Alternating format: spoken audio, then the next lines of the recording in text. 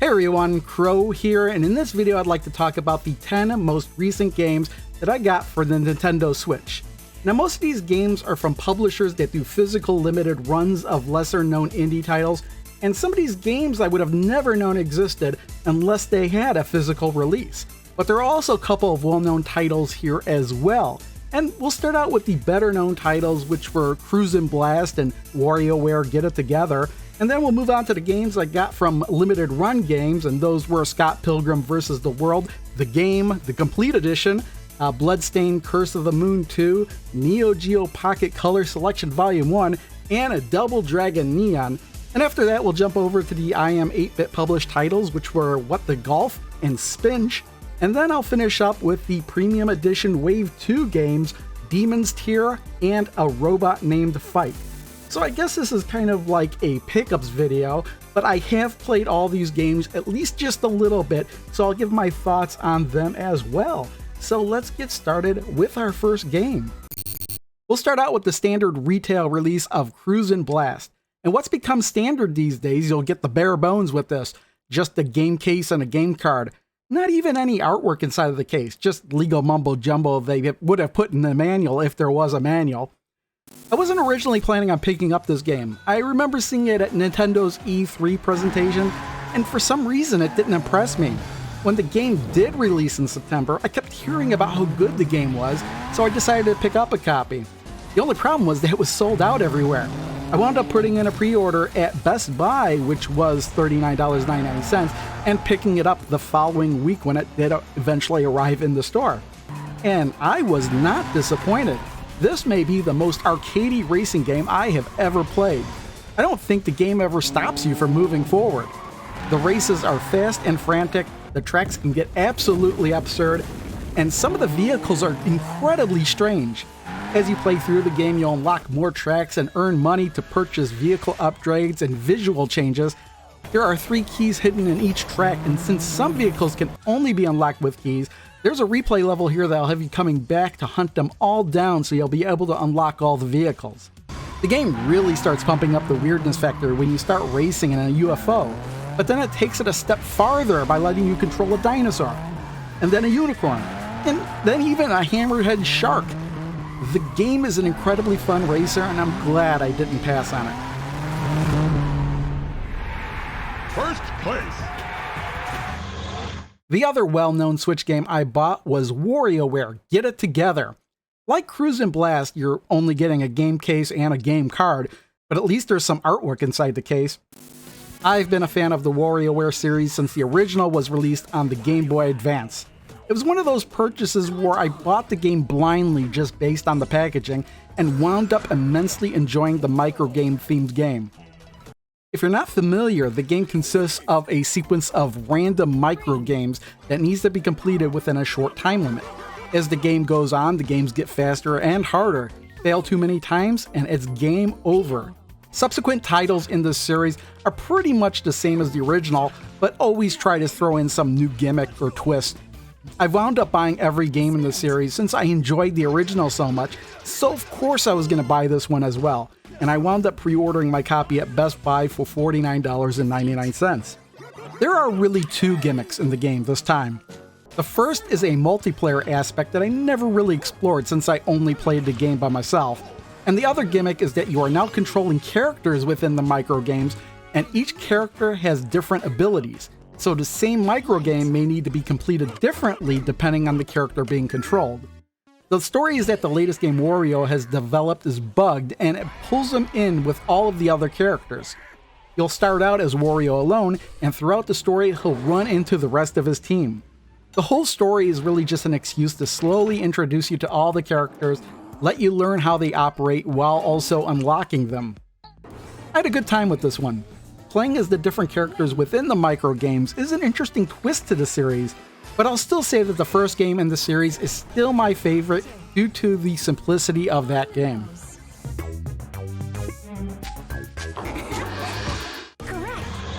Moving on to limited run games, next up is Scott Pilgrim vs. the World, the game, Complete Edition. And this is the Classic Edition, which was $54.99. I'd gotten a similar package for the Streets of Rage 4 release, and I liked it quite a bit, so I went that route with this game as well. Included in this bundle is a deluxe clamshell case with a slipcover, and that case itself has reversible artwork, a regular Switch case also with reversible artwork, a CD soundtrack, stickers, a poster-sized map, a ticket to see Clash at Demon Head at Leo's place, and it's not an actual ticket, a full-color manual, and a trading card. This was a game I originally purchased for the PlayStation 3, but I really don't have my PlayStation 3 easily accessible anymore, and this was a game I really liked, so I jumped at the chance to have a physical copy for the Switch, especially since the digital version of the game had been delisted for quite a long time, and this new version includes all the DLC from the original version. This is a side-scrolling beat-em-up based on the comic book / movie of the same name. It actually plays very much like River City Ransom. You gain experience points for each enemy you beat up, and when you level up, you learn new moves. Each enemy will drop money when defeated, which you can collect and use in stores to rejuvenate your health or improve some stats. I hadn't played this game in a long time, and playing it again reminded me of how good it was with its well-animated cartoony graphics and great soundtrack.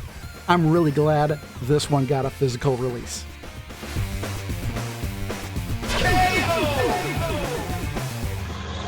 And here we have Bloodstained, Curse of the Moon 2 Classic Edition from Limited Run Games. This was $59.99 and includes a box that is very reminiscent of the old Konami-styled NES boxes. This is more evident when we take the slipcover off, as the Switch logo and the ESRB rating are not shown here. Inside the box we'll find a standard Switch game case in a faux NES-style dust sleeve, a game soundtrack on CD, and a double-sided poster. The standard case contains a full-color manual, and as usual for limited run games, the whole package was accompanied with a trading card. Now, I'd gotten exactly the same packaging for the first Curse of the Moon, so naturally I had to get the same for the sequel. I hadn't played this one too much, but as far as I can tell, this game is very much like the first Curse of the Moon, which in turn is very much like Castlevania 3. Aside from the graphics being done in the style of an NES game, you'll start out with one character, but as you advance through the levels, you'll be accompanied by more companions with different abilities that you'll be able to swap in and out whenever you want to, provided that they hadn't died. There may be some areas that seem inaccessible the first time playing the game, only to later gain a companion with an ability that'll let you access those areas, leading to some extra replayability in order to discover all the game's secrets. Although I hadn't played it too much, it seems like it's just more of the same the first game was, and that's not really a bad thing. I don't know if it's just me, but this one does seem to be just a little bit more difficult than the first one, but I could always lower the difficulty if I feel the need to. I think it'll give experts a challenge while still being accessible to those of us who aren't really masters of this type of game.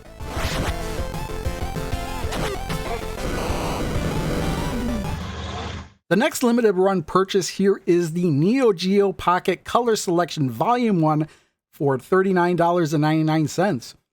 This is actually not part of the limited run numbered series, as they are only distributing this title on behalf of SNK, so there was no trading card with this game. But there's still a full color manual included. This is a collection of 10 NeoGeo Pocket Color games, including Big Tournament Golf, Dark Arms, Metal Slug First Mission and Second Mission, and 6 fighting games, which are Fatal Fury First Contact, Gals Fighter, King of the Fighters R2, The Last Blade, Samurai Showdown 2, and SNK vs. Capcom. I bought the collection because I actually used to own all of those titles, but I sold my NeoGeo Pocket collection a few years ago, and I thought it'd be nice to have this if I wanted to play those games again with the Switch, since I've got the option to play portably or on a television. I'm not really going to talk about the individual games, but I found them all to be fun, and the simplistic fighting games on the handheld were actually more fun than I remembered. But the real surprise here was just how many options are included here. You could play the North American or Japanese version of each game, look at the boxes for both regions for all games, right down to being able to open the box, take out the cartridge, and look at that close up. And also, you can flip through all of the game manuals in both languages. I mean, it was all very impressive stuff. But then you can select to play the game on one of 3 different NeoGeo Pocket models, the original black and white version, the color version, or the new color version, which I believe was just a slimmer version of the color version. And the funny thing about that is that you can attempt to play a color-only game in a black and white model and get the same notice that you can't play the game on that hardware that you would have got if you had tried it for real. When you go in to play the game, you'll notice you'll get a view of the whole handheld, and you can actually change the color variant if you want to, or make it disappear entirely. And if the game screen is too small for you, you can zoom into the screen however much you want to. There's a filter that can be applied to make the screen look more like the dot matrix pixel of the original hardware, and I actually like the effect so much that most of the footage I captured has that filter on. But here's what it looks like with the filter turned off. To round things out, you can remap the buttons and rewind the game, and this is the most amount of options I've seen in a collection like this. The only really odd thing is the lack of music on the game selection screen. The dead silence is really out of place, and it's kinda eerie, and you'd expect some sort of music to be playing. I guess I've just been conditioned to expect that kind of thing.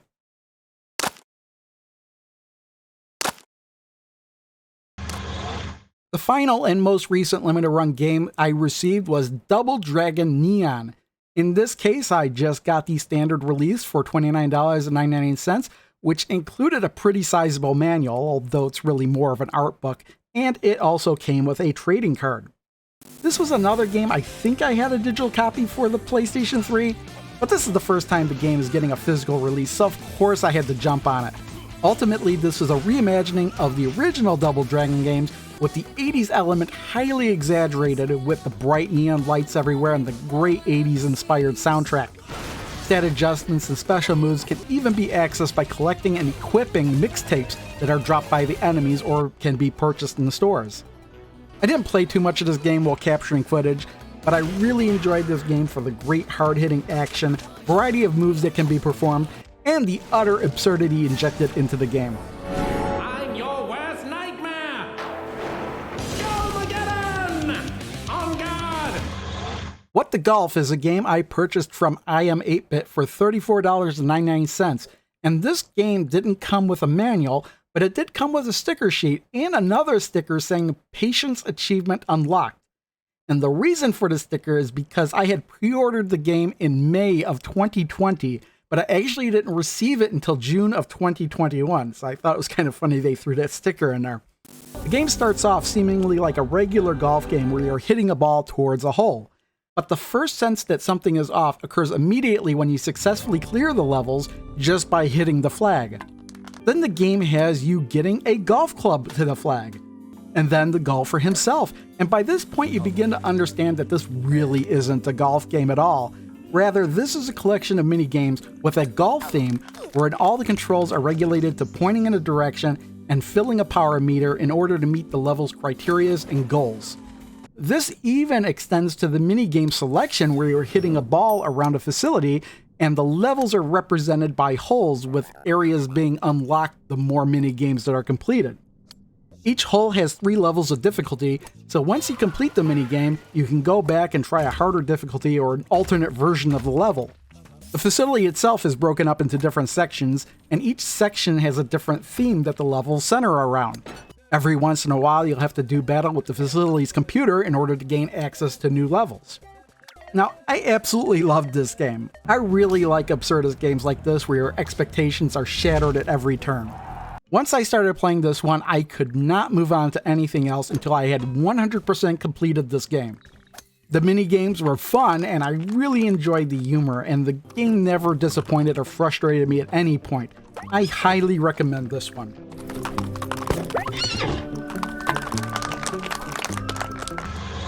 The other game I purchased from IM8bit was Spinch, which I ordered in January of 2021 for $34.99.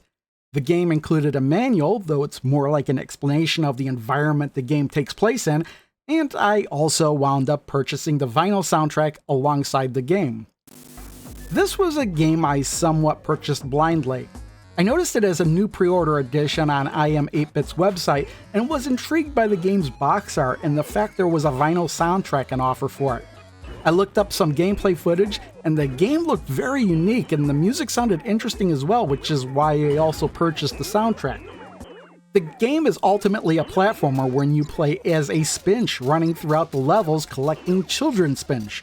As it turns out, Spinch are very low on the food chain, and just about any other creature can hurt you, but most can be defeated by jumping on them. However, the apex predator in this world turns out to be colors. So just about anything with a rainbow color needs to be completely avoided. Your Spinch can run fairly quickly and even do wall jumps, but I found the game to be quite difficult, and I believe part of that is due to the unusual controls. There is a run button, but it's assigned to a shoulder button, and it doesn't really work the way you'd expect it to work. You can't simply hold the button down and run. Rather, your Spinch will dash forward and run for a little bit, but eventually return back to his normal running speed. The button is more useful for doing mid-air leaps or mid-air dashes or for performing long jumps. My problem is that I could never get the timing down consistently, and I would often underjump or overjump platforms, and eventually I stopped playing after not being able to complete a certain level. Your Spinch can take a few hits before being sent back to a checkpoint, and there are infinite continues, so the game is a bit forgiving in that aspect, but the controls are something I'm going to have to get better at before I'll be able to proceed any further in the game, but I really do like the game's visuals and soundtrack.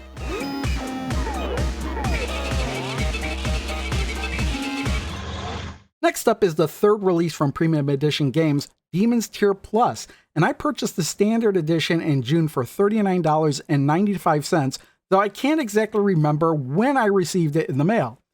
As usual for our Premium Edition release, there is a slipcover which houses the game case in a faux dust sleeve, and in the game case is a full-color manual and a Premium Edition challenge card with instructions on what to do in order to earn a patch. Now, if you're not familiar, Premium Edition will do physical releases of indie games that they really enjoy, and they stick to only putting out 2 or 3 titles at a time over the course of a few months, so it won't break the bank to purchase all of their titles. They also put a lot of effort into the game's packaging and also offer the physical reward of a patch that they'll send you in the mail if you complete the enclosed challenge and follow the instructions given. I'm mentioning all of this because after the first 2 releases, I've decided to take a closer look at anything Premium Edition releases, which is why I purchased this game. The game looked good and I certainly wasn't let down. The best way I can describe this game is that it's a cross between Gauntlet and a twin-stick shooter in a roguelike style type of game. There are monsters in a hole, and you select a character with different abilities to investigate level by level. Each level is procedurally generated, and the criteria for opening the exit to the next level is also random.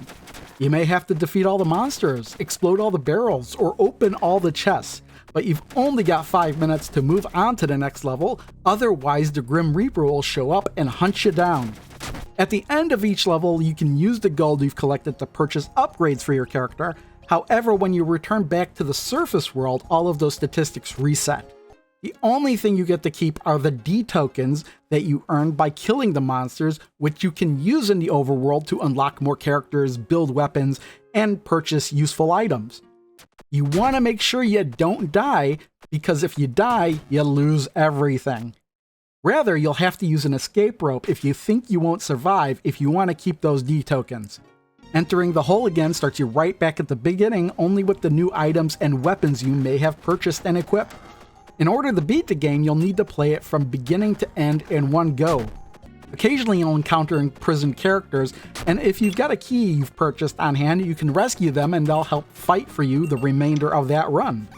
I really enjoyed this game, and even though you can become powerful enough to blow through the game, there are additional levels to play through which are pretty much the same, but with a higher difficulty that will give you different endings upon completion.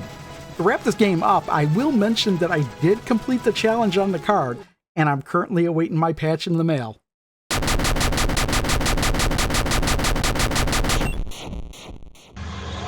The final game I'll talk about in this video is the 4th release by Premium Edition Games, A Robot Named Fight, which I purchased alongside Demon's Tier Plus for $34.95. This is the standard edition as well, which includes the slipcover, faux dust sleeve, full color manual, and premium challenge card in the game case. This was the game I was most looking forward to playing, so so I actually saved it for last. And I'm glad I did, because this is easily my favorite of the whole lot. Upon first glance, you'll think that this is a Metroid ripoff, and it kinda is, but the main thing that sets this apart is that each time you start a new game, the entire map is procedurally generated. This means that every time you play, you're off on a new adventure where you don't know what lurks behind every door. And despite being procedurally generated, every game manages to make areas inaccessible until a certain power-up is found. And speaking of power-ups, there are an insane amount of them in this game. Additional guns, augmentations for your main gun, different armor, abilities, stat upgrades, and orbs, all of these can be found throughout the game. Different allies can be found as well. Some of them will build weapons or orbs for you if you have the required items, but some of them will only ask for a donation, and depending on what you donate, you can receive either an upgrade, nothing, or sometimes get cursed.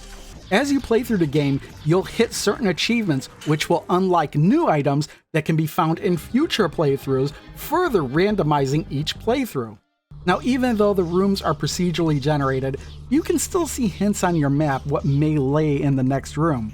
Rooms that bosses occupy are very well telegraphed, so you'll never really run into a boss's lair without being unprepared. Well, unless you're being careless. When you die, that's it, your run is over. You don't get checkpoints or additional lives or continues. Well, unless you found a cloning machine. Then when you die, a clone will be created in that location, but then that machine will break, rendering it useless for future use. However, every time you play, you do get a seed code, which you could enter if you absolutely want to play that particular run again, but that's not something I've really felt the urge to do. I've not really gone into the game story, but basically it's robots versus meat creatures, and based on the footage you could probably guess what side you're on. The ultimate goal is to defeat the Mega Beast, but I haven't done that yet, even though I'm totally addicted to this game. However, I did complete this game's premium challenge, and we'll end this game footage with that.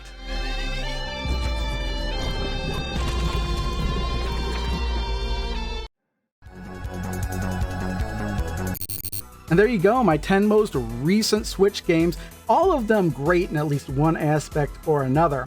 I decided to do things a little bit differently for this video. For example, I'm reading off of a script right now, so if you did enjoy this video and you made it this far, I only ask that you click the thumbs up button.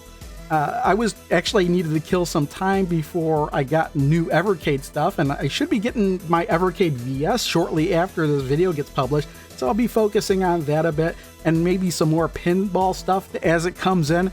But until then, I'll see you next time. Bye.